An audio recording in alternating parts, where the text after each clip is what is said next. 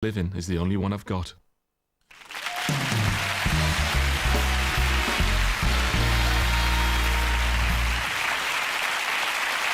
So, the joys of growing older. Explain to me. I think one of the best things about getting older... If you can nap anywhere. Yes, and you can continue talking while somebody snores. I mean, it really doesn't matter. There's a certain cheek that comes with it. There's a certain cuteness that you can have that I never had when I was 18. When you're 18, all you're doing is desperately wanting to please everybody, say exactly the right thing. Nowadays, I can just say, up yours. Yes.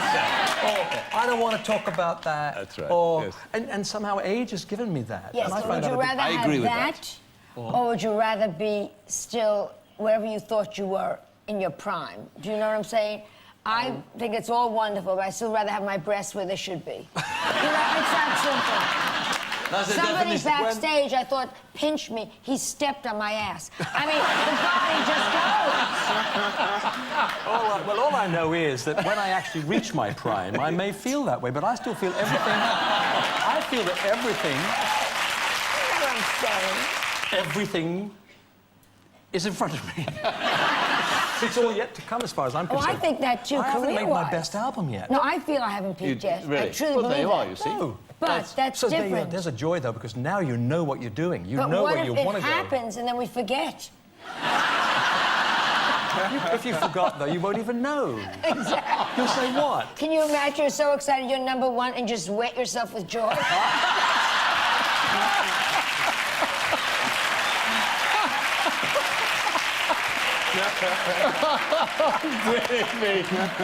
I must say, if I was #1, I'd wear plastic pants. I tell you. Well, what's interesting about you three as well, apart from the fact that you've all had your own way of dealing with critics, I think that was interesting, what you've all said about the way you approach them and the way you...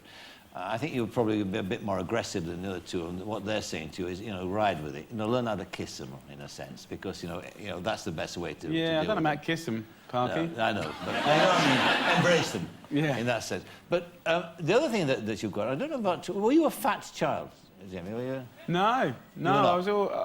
I thought it was just sort of middle, really. Yeah, because both you two were, weren't you? I didn't start off fat. Did you? Oh, I heard you say Oh, you my started off mother was fat. in labor 97 days. They just couldn't... I weighed born what I weigh now. You're kidding. This is a big child. This is a miracle. No, I became fat. You did? The minute you I could became fat. afford, You became fat. I got fat in America.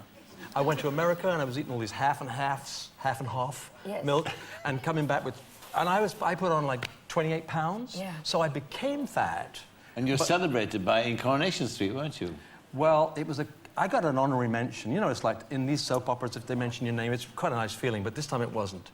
The Minnie Caldwell character said, she said, I love that, she'll be Cliff Richard. Oh, What? It changed my... It changed my life because I've been on diet ever since. You remind me of my uncle. He's a young-looking person, isn't he? Yes. No, he is. Yeah, he's a lovely-looking man, but, you know, if I look anything like you when I'm your age, I tell you what, I'll walk through Portobello Road naked. I'll be... Oh, look, he says things like that because he knows he's safe for the next 40 years. Yeah, but you look to the future, don't you? You look to longevity. You look forward to being 60, 70, wherever, and still working. And Yeah, I think all the so. I plans think you so. have in your life. I think so. I think as you get older, I think you get... I feel I'm getting more emotional. I used to be hard as nails when I was 18 in London. No one could have hurt me. No one could have got in my way. No one would have even bothered me. You know, if I see anything remotely sort of pain or upset or people trying really hard, that's what that gets me. It sort of, you know, I start... Tearing up. You know, it's like, and, you know, you still want to be a... You mustn't be ashamed of that either. Well, that's good. you know, you have a few tears every now and again. It's when the cameras catch you that it's a pain. But Joan, I mean, at one point, you in fact, you talked about your husband committing suicide. You tried to commit suicide, didn't you? Yeah. Tell me what happened. It was just a very bad moment. My daughter wasn't talking to me. My career was gone at that moment, and everything was wrong. And I actually took out a gun. And then I had this little dog, it sounds so... And he crawled into my lap. And I thought, somebody needs me. And that... That's fantastic. yeah, and then So you're I tearing had him up. killed 3 weeks You're later tearing up, because, right? you know... Here he is. Oh, no.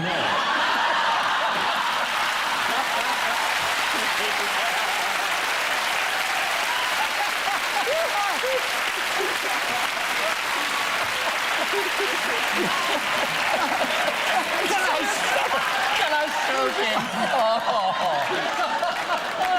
It's funny because I wonder what that little ripple in the middle was. Oh, my goodness. Oh, dear. I wasn't sure what was going to come from that because I did hear the bit you mentioned about the bag. You took your bag off your head. Yes, and but I that's just thought how you were you going to say get- you shot the dog. But you know, you get, as I said, I get through the worst time. My mother died. I had an argument with my mother on a Thursday night. My husband called me Friday morning and said, your mother died last night. Which is why I never hang up with my daughter without saying I love you. And that taught me a lot, you know. I don't know where I'm going, I'm so upset. But I was trying to make jokes. And I remember the man sitting there doing my hair, because my mother always said, look good, if I died, look good at the funeral, because of the relatives we don't like. I don't want them to say, you don't look good. So I was having my hair done, just crying, and I looked up and I said to the hairdresser, you better make me look good or I'll kill you. You'll be doing my mother's by this afternoon. But that's how I get through life. Of course, yes, of course. And humour has always helped people get Helps you through. get You through. face it, you face what you have to face. And if you can do it with a certain amount of humour, I mean, you're going to get through it. That's Just right. look in the mirror. Look in the mirror naked if you're over 50 and you have 2 choices, death or humor. Well, listen, I could talk all evening to you. You've been fascinating to talk to, and thank you all for congratulations and all of it, all of you, and good luck with your tour and good luck with your book, Jamie, and your record too. Okay. My thanks to Sir Cliff Richard, Joan Rivers, and to Jamie Oliver. From all of us here, a very good night. Good night.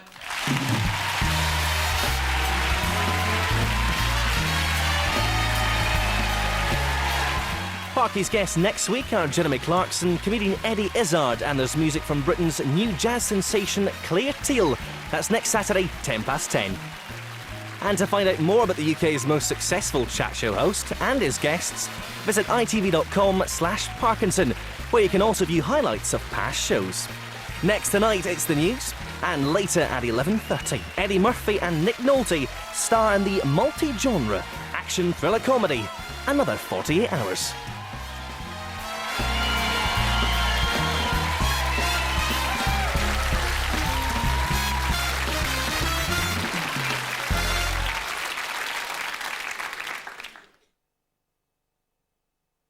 I must